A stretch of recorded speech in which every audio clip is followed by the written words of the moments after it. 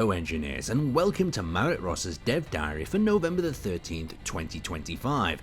Now if you don't know what these dev diaries are, they're a sneak peek behind the scenes of what's going on at Keen Software House. And remember, with these sneak peeks, they are subject to change. Now to kick things off, Marek is excited to announce the upcoming Core Systems update for Space Engineers 1, arriving at the end of November. This update brings basic joystick support, fast planting and harvesting, and a host of quality of life improvements. Stay tuned for more details as we get closer to release. Now on to Space Engineers 2. Marek says that he wants to share with you exactly what will be included in the VS2 update for Space Engineers 2.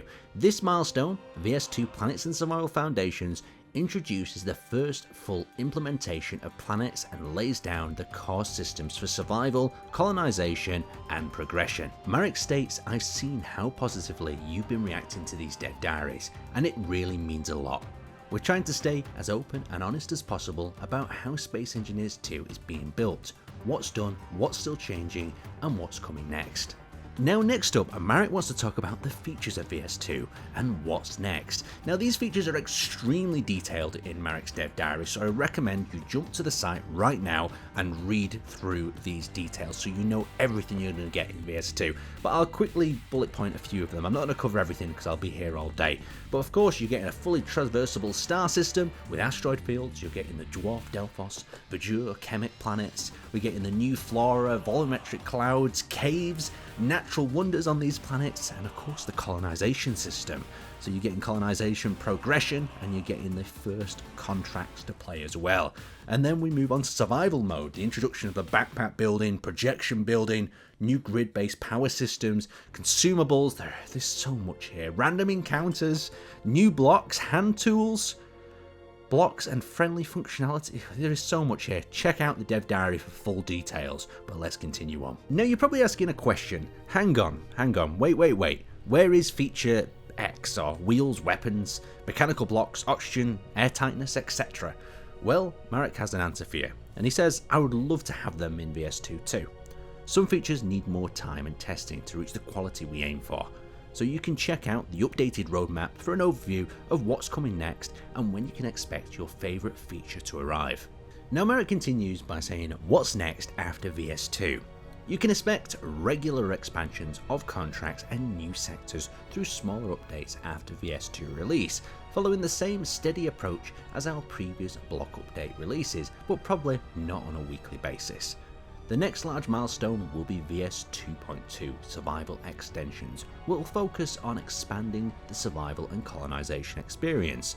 This update will bring mechanical blocks and subgrids, functional block tools, weapons, area welding, block wrappers, the Delphos killing field, full GPS systems, new contract types, and much more.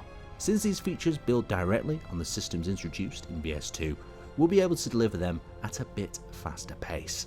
Marek continues by saying, after that comes a VS3 water, planetary scale, volumetric water, along with all the water gameplay system and blocks. This update will also add a new water planet, Byblos, to the Almagest system.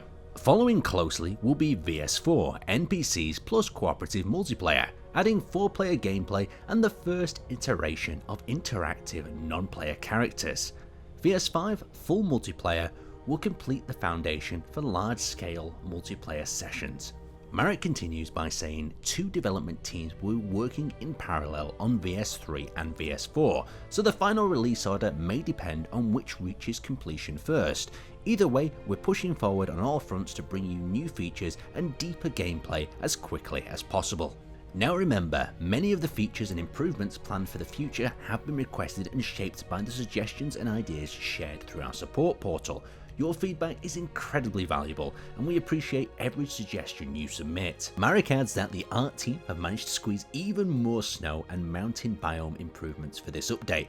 Vajur will have much nicer snowy mountains now, and I love that. Marek continues by saying, when playing on a planet at night, I realised we actually need more darkness. The SE2 skybox is magnificent, but the night still looked a bit too bright and almost comic-like. We're now tuning the lighting and atmosphere to make nights feel deeper and more realistic, so that when you turn on your suit light, it really matters.